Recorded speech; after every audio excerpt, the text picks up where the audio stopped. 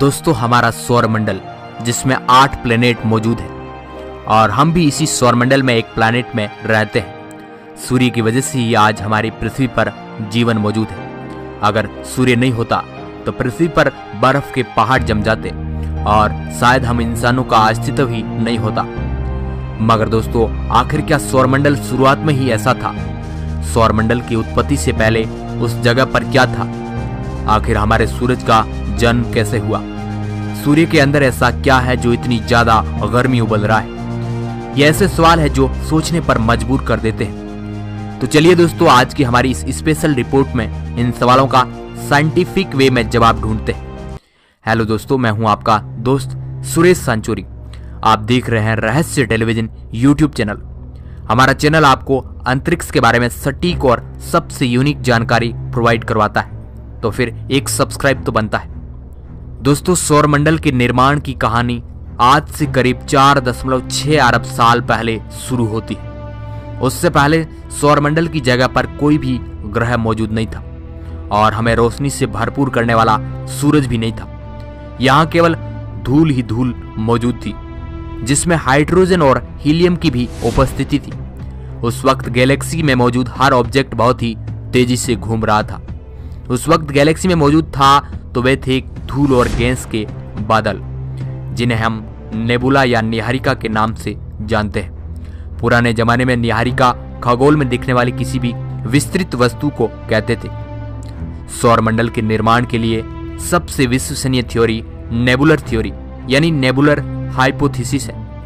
ये थ्योरी काफी एक्सेप्टेबल और विश्वसनीय है। इस थ्योरी के अनुसार सौरमंडल का जन्म आज से करीब 4.6 अरब साल पहले एक विशाल नेबुला गैस के बादल के अंदर विस्फोट या ढहने से हुआ है। नेबुला के ढहने से उसके अंदर मौजूद रॉ मटेरियल धीरे धीरे अलग हो गया और उस समय बादलों वाली धूल भी बहुत ही तेजी से घूम रही थी। धूल के तेजी से घूमने के कारण यह फ्लैट डिस्क का आकार ले लेती है और धीरे धीरे बादलों का कुछ हिस्सा केंद्र में इकट्ठा होने लगा और ग्रेविटेशन अट्रैक्शन के कारण बादलों का काफी हिस्सा केंद्र की ओर दबने लगा और वहां पर इकट्ठा हो गया। साथ ही बाकी के बचे एलिमेंट्स लाखों किलोमीटर दूर उसके ऑर्बिट में घूमने लग गया। केंद्र में गैसों का बहुत ही अधिक कंडेंस होने के कारण प्लाज्मा का निर्माण हो गया और उसके बाद स्टार्ट हुई न्यूक्लियर फ्यूजन की रिएक्शन, जिस कारण बहुत ही अधिक मात्रा में ऊष्मा पैदा होने लगी। कुछ पदार्थ का 90% भाग इस चक्की के केंद्र में इकट्ठा हो गया और 10% छल्लों में बांटकर बीच वाले गोले का चक्कर काटने लगा। ये बीच वाला गोला आगे चलकर सूर्य बना और शेष छल्ले ग्रहों में बदल गए। गुरुत्वाकर्षण बल के अंतर्गत यह गोला सिकुड़ता गया और सिकुड़ने के कारण यह छोटा और गर्म होता गया। यह प्रक्रिया होने में लाखों वर्ष बीत गए। उसके बाद एक स्टार की उत्पत्ति होती है। तो कुछ इस तरह हमारे सूरज की उत्पत्ति हुई। नेबुला के बीच में सूर्य के निर्माण के बाद बचे हुए निहारिकाओं के कण सूर्य के चारों ओर घूमते हुए एक डिस्क का निर्माण कर लेते हैं। इस डिस्क में घूमते हुए छोटे छोटे पार्टिकल ग्रेविटी के कारण आपस में जुड़कर बड़े पार्टिकल बनाने लगते हैं। लेकिन अभी भी कुछ हल्के और बेहद ही छोटे एलिमेंट जैसे हाइड्रोजन और हीलियम सूर्य के पास वाले क्षेत्र में स्थित रहते हैं। सोलर नेबुला के बीच में बनी सूर्य द्वारा सोलर विंड यानी सौर हवा के कारण ये हल्के एलिमेंट सूर्य से थोड़ा दूर चले जाते हैं, मगर ये इतने भी ज्यादा दूर नहीं जा रहे थे कि ये सूर्य के गुरुत्वाकर्षण से बाहर हो जाए। ये इतना ही दूर गए जितने में उनके ऊपर सूर्य का गुरुत्वाकर्षण बल लग रहा था। सूर्य के पास के क्षेत्र में थोड़े भारी और बड़े मटेरियल से बने एलिमेंट्स बचते हैं, जो गुरुत्वाकर्षण के कारण जुड़कर एक बड़ा पिंड बना लेते हैं। भारी मटेरियल के टुकड़ों ने आपस में मिलकर सौरमंडल के स्थलीय ग्रहों का निर्माण किया। इस डिस्क के बाहरी हिस्से में गैसें और बर्फ जैसे हल्के एलिमेंट मौजूद थे, जिन्होंने आपस में जुड़कर सौरमंडल के गैसीय ग्रहों का निर्माण किया। यही कारण है कि केंद्र में स्थित तारे के आसपास चट्टानी ग्रह पाए जाते हैं, जबकि तारों से दूर गैसीय ग्रह और बर्फीले ग्रह पाए जाते हैं। यह प्रक्रिया लगातार चलती रही। इस प्रकार करोड़ों सालों में ग्रहों का निर्माण होता है। आज की हमारी पृथ्वी भी कुछ इस तरह अस्तित्व में आई थी। उसके ऊपर जीवन की प्रक्रिया होने में लाखों करोड़ों वर्ष बीत गए। जब सूर्य में ताप नाभिकीय क्रियाएं यानी न्यूक्लियर फ्यूजन शुरू हो गई थी, इन क्रियाओं के परिणाम स्वरूप सूरज से गर्मी और प्रकाश निकलने लगा और सारा सौरमंडल इसकी रोशनी से चमक उठा। अब तक सूर्य पृथ्वी सहित इन ग्रहों को अपना प्रकाश दे रहा है। दोस्तों, इस थ्योरी को मूल रूप से सन 1796 में फ्रांस के गणितज्ञ प्यारे साइमन लेप्लास ने दिया था। इसके बाद इस सिद्धांत में कई संशोधन किए गए। आज सौरमंडल की उत्पत्ति के लिए इस सिद्धांत को सबसे ज्यादा एक्सेप्टेबल माना जाता है। ऐसा होने में करोड़ों वर्ष बीत गए। उसके बाद कुछ इस तरह का हमारा आज का सौरमंडल तैयार हुआ। हमारे सौरमंडल के कुल वजन में 99.24% भार सूर्य का है। अगर अपने हिसाब से हम सूर्य को एक फुटबॉल जितना मान लेते हैं तो धरती इसकी तुलना में मटर के दाने जितनी होगी। सूर्य हमारे सोलर सिस्टम का सबसे बड़ा ऑब्जेक्ट है। इसके अंदर 13 लाख पृथ्वी आराम से सेट हो सकती है। दोस्तों, आखिर सूर्य के अंदर क्या है? आपको बता दें, सूर्य एक बहुत ही बड़ा गैस का गोला है जिसमें 72% hydrogen, 26% helium, 2% carbon and oxygen और बाकी का हिस्सा कई भारी तत्वों जैसे ऑक्सीजन, कार्बन, लोहे और नियोन से बना हुआ है। सूर्य की सतह का तापमान 5500 डिग्री सेल्सियस के आसपास रहता है। बात करें सूर्य के अंदरूनी तापमान की तो वह बहुत ही ज्यादा है।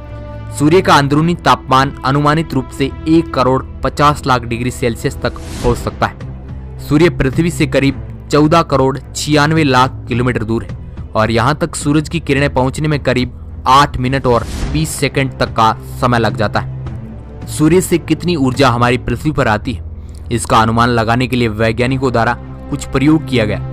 इन प्रयोगों से ज्ञात हुआ कि हमारी पृथ्वी के प्रति वर्ग क्षेत्रफल पर प्रति मिनट 2 कैलोरी सूर्य की ऊर्जा या ऊष्मा आती है। इससे अनुमान लगाया जा सकता है कि पूरी पृथ्वी पर प्रति मिनट सूर्य से कितनी ऊर्जा आती होगी। सूर्य के गुरुत्वाकर्षण की मजबूती का अंदाजा आप इस बात से भी लगा सकते हैं कि सूर्य से 6 अरब किलोमीटर दूर स्थित प्लूटो को भी अपनी कक्षा के राउंड काटने पर मजबूर कर रहा है। ये बात जानकर आपको हैरानी होगी कि अगर कोई भी ऑब्जेक्ट सूर्य के 20,22,000 किलोमीटर के दायरे में आती है तो सूर्य उसे अपनी ओर खींच लेता है। सूरज में मौजूद 7 करोड़ टन हाइड्रोजन हर second 6 crore 95 lakh ton helium और 5 लाख टन गामा रेज में बदल रही है। सूरज की रोशनी का तेज होने का कारण इसी को माना जाता है। सूर्य धरती और अन्य ग्रहों से बहुत ही अलग है। रियल में वो एक तारा है, हमारी आकाश गंगा के 100 अरब तारों जैसा एक तारा, जो गैलेक्सी की 10% तारों में से एक है। जैसे हमारी पृथ्वी सूर्य की परिक्रमा करती है, वैसे ही सूर्य भी हमारी पृथ्वी सहित पूरे सौरमंडल को लेकर हमारी आकाश गंगा के केंद्र की परिक्रमा कर रहा है और इस परिक्रमा की समय अवधि 25 करोड़ वर्ष है। सूर्य का व्यास सौरमंडल में सबसे अधिक है, 13,92,000 किलोमीटर। दोस्तों, आज से 1 अरब 10 लाख वर्ष बाद सूर्य आज की तुलना में 10% ज्यादा चमकने लगेगा, जिस कारण धरती का वायुमंडल और इसमें मौजूद नमी इतने अधिक तापमान की वजह से अंतरिक्ष में चली जाएगी। उसके बाद आज से 5 अरब साल बाद सूर्य की चमक आज की तुलना में 40% तक बढ़ जाएगी, जिसकी वजह से सारे महासागर और नदियों का पानी जल वाष्प बनकर स्पेस में चला जाएगा। आज से करीब 5 अरब 40 करोड़ साल बाद सूर्य में मौजूद सारी हाइड्रोजन खत्म हो जाएगी और सूर्य का अंत होना स्टार्ट हो जाएगा।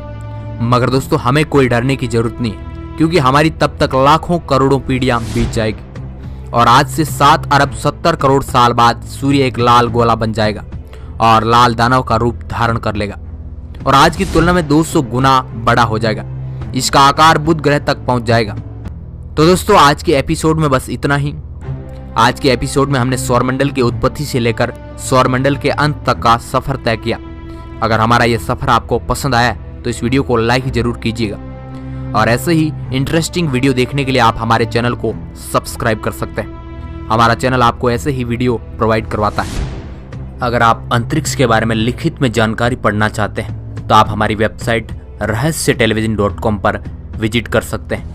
उसकी लिंक हमने आपको इस वीडियो के नीचे डिस्क्रिप्शन में प्रोवाइड करवाई। साथ ही अगर आपके दिमाग में कोई ऐसा सवाल है जिस पर आप वीडियो बनवाना चाहते हैं तो आप हमारी मेल आईडी दी गई इसके डिस्क्रिप्शन में, जहां से आप हमें मेल कर सकते हैं। वीडियो को पूरा देखने के लिए आपका बहुत बहुत धन्यवाद।